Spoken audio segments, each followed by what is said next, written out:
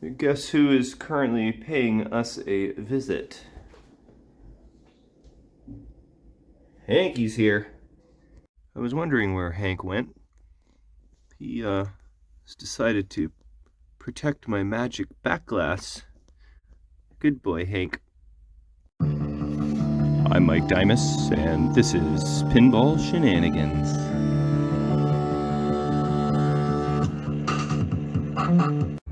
Alright, it's time for some magic.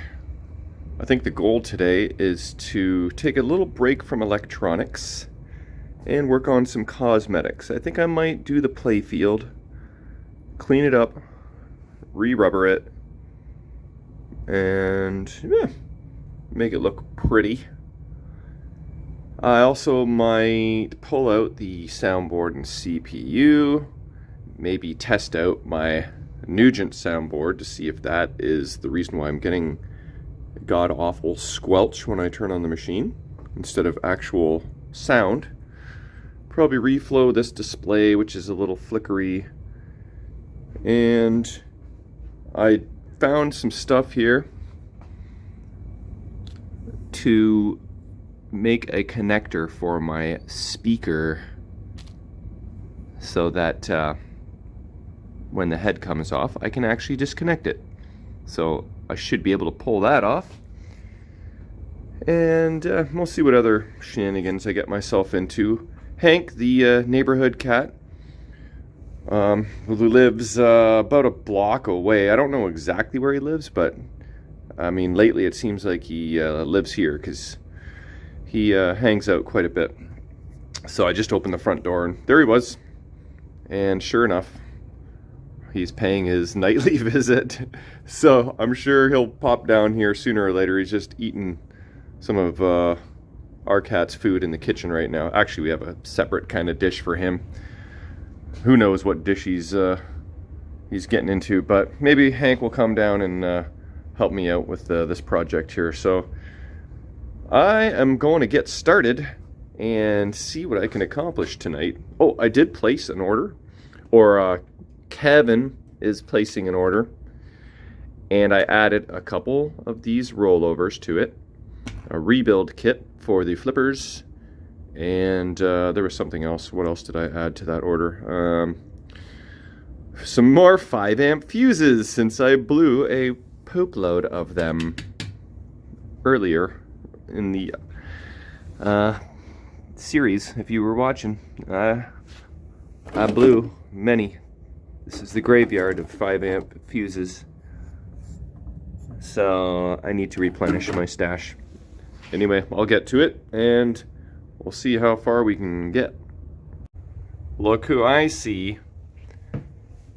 Hank, why do you gotta be all weird? There's like 2 things of water for you to choose from, but no, you want sink water. Alright, there you go.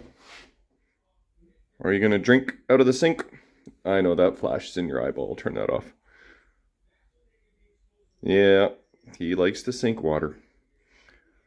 Alright, well, come on down if you want to visit.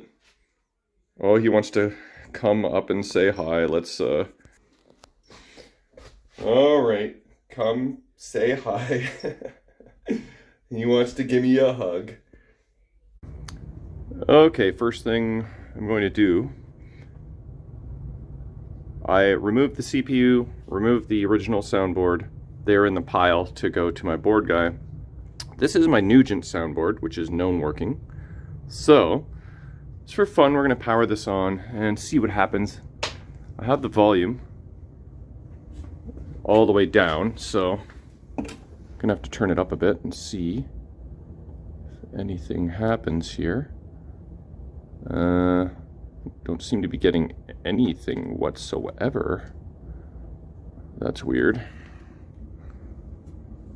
I'm not even getting the bad sound. Well, I just started the game and we got nothing. So, did I misalign the connectors? Did I put them on wrong? I feel like everything's wired up correctly. So if you have known working soundboard,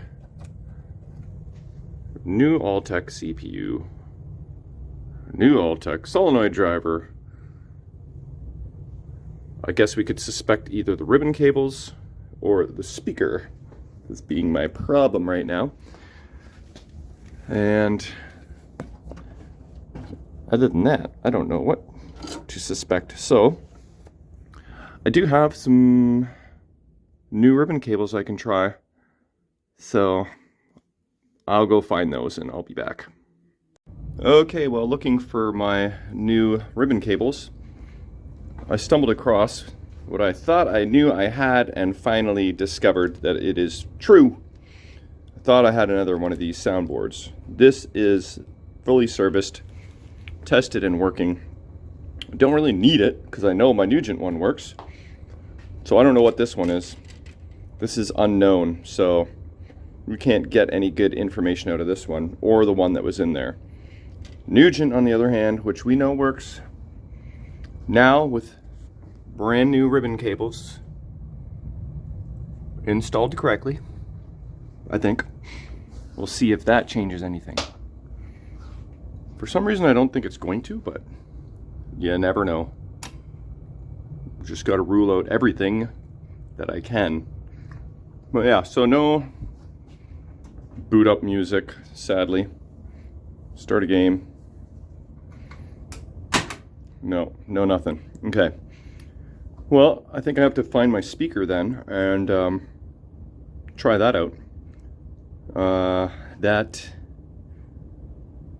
is about the only thing I can think of that could possibly be the problem. Maybe the volume pot itself. I guess that is a possibility as well. Or my wiring is wrong, but I don't think so because I used someone's photo, which is presumably known good working wiring. So I'll see what happens. I'll go find a speaker. Okay, I have jumpered the old speaker cables to a new speaker. Brand new in the box, 8 ohms. And this is 8 ohms, I believe, as well. I don't really know that to be true, actually. What is it? Well, if this is 4 ohms, then I guess that's possibly not going to work. I marked the wire colors right here and here so I don't screw them up if I need to put them back. Okay. Let's power it on and see if anything happens. Wait for the CPU to do its thing. And we are in a track mode, but we have nothing. That is a little bit sad. What else could it possibly be? Hit the start game. Yeah, we got nothing. So, I do not know what my next move is. I'm gonna probably need some help on this one, because if you're using a new speaker, working soundboard, new ribbon cables, new CPU, what else is there in the equation? My wiring? I am pretty darn sure that is correct. I guess I'll double check that. But, yeah, okay. Bit of a roadblock. Alright, I'm just trying to get this magic going. I've got a new Alltech CPU, as you can see, new ribbon cables for the soundboard, and this soundboard is from my Nugent, which is working perfectly. And I'm not getting any sound at all. I jumpered in a new speaker. That did not solve the issue. I have these wires for the speaker and volume pot hardwired, and I've double checked my work. It is good. So there's really not much left in the equation except for the sound pot, but I'm getting nothing.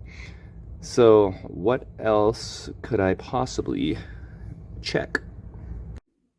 Okay, so I ended up doing the 9-volt battery test to the original speaker. So you connect a 9-volt battery, couple jumper cables, one on each lug, and well, you put one on the one lug and you tap the other lug with the alligator clip, and if you hear the speaker make a noise, a pop, then it is good. So I wired the original speaker back up.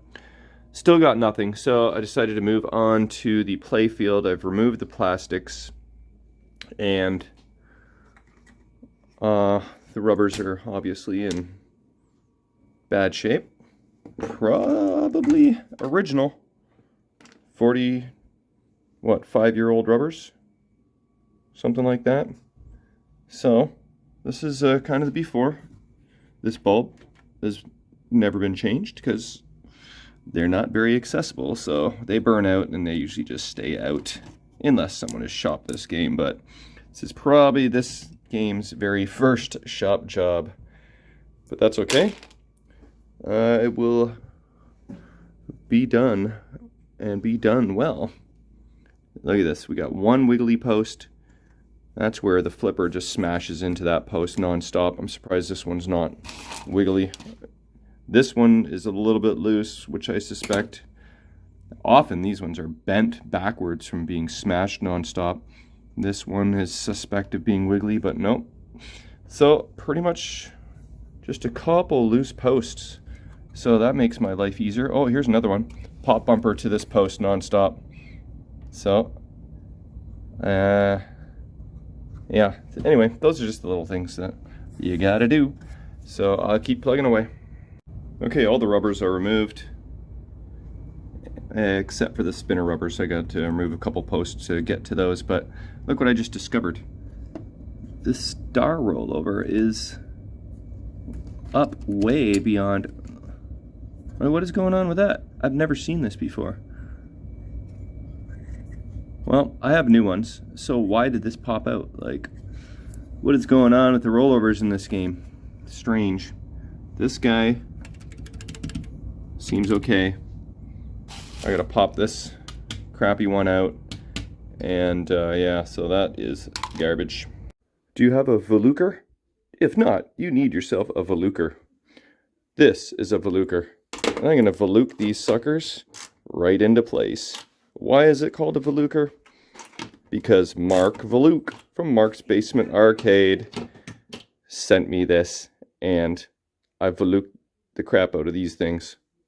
Alright, slowly but surely making progress. It's tedious, but it is what you got to do. This shooter gauge is in really beautiful shape. So basically what I have done is just remove every post, cleaned it a little bit with my cloth, and cleaned the screw heads because they had the white fuzzy on it.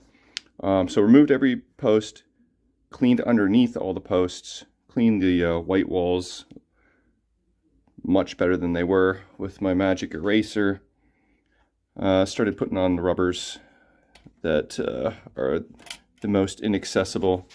I haven't cleaned Playfield yet, just the areas around the posts, mostly the stuff you don't even see, like the corner, and polished the metals like this and this and this. So getting there. Yeah, so let's see, for fun, 2, 4, 6, 8, 10, 12, 14, 16, 18, 20, 23, 26 posts down, and probably about another 26 to go. And yeah, it's coming along. It's clean up really nice. Yeah, nothing really to speak of. This spinner is standing perfectly, so I like how that came out, and it's in really good shape too. Like, this machine's in good shape overall. Whoever used to play this game was definitely probably right-handed and used the right flipper way more, and their accuracy was better because it's the left spinner that has all the wear on it. And they weren't making the right spinner all that much compared to the left. Okay, not a lot of progress since the last cut there, but I got these guys all cleaned up and installed, new rubbers. It's looking nice up here. And oh, I had to LED those two bulbs as well while I was at it. If I can find the power switch here, I'll show you. There we go. the first sign of LEDs. Okay, so let's take a little close look at the crust on this side. I have to deal with that slingshot arm. Obviously, it is broken. I may have one on my Meteor Playfield, my parts Playfield. So, time to remove all these posts, all these bulbs, and all this crust. And all 3 pop bumpers were very loose, so I cranked them all down. So they're nice and happy now. And that's where I'm at, so I'll keep plucking away. Okay, time for an update. I sure have made a mess of the Playfield. I just kind of shoved everything to the bottom end because I think I am done with the top half of the Playfield. I cleaned the skirts and the bodies of the pop bumpers. Oh, I forgot the spinners. Clean the stand-up targets. And I've novused the crap out of the upper Playfield here. So things are looking pretty good. I blew out with my compressed air all kinds of fun stuff that came out of the pop bumper bases there and covered the whole top half in crud after I just cleaned it. So I vacuumed all that off, and so that's a good thing to do. Get those guts in there. Who knows what's in there? I found broken bits of light bulbs in there before, but it's coming along. It's looking pretty shiny. I think I will try to tackle the bottom half before I wrap up this video, and then I will probably call it. But yeah, all in all, this machine is in nice shape. It is not beat to hell. It was loved, but it is actually turning out real nice. All right, I think pretty much done with the Playfield. It is looking pretty good. I mean, you're just not going to be able to get out some of this ball swirl. If you scrub too hard with your magic eraser, you actually mess with the clear coat, and then it looks even worse. So I did what I felt was reasonable, and I'm happy with it. I may novus it again to bring it out to a little bit more of a shine. I did take my Dremel wire brush and cleaned all the switches and all of the lamp sockets, so they should all work good. All the lamp sockets from the top side look to be in good shape, so I shouldn't have too many stubborn sockets, but we'll never know until I start LEDing this bad boy. I cleaned up the spinners, and yeah, everything's looking pretty good. I'm happy with this. Good little dent in the Playfield today. Next episode, I should be able to have this all rubbered, plastics cleaned and installed, and at least general illumination LEDs installed. So that's about it for tonight. And yeah, Scooby-Doo just came out. Pretty sweet. So we'll see you guys soon. Hank, are you eating Eli's food?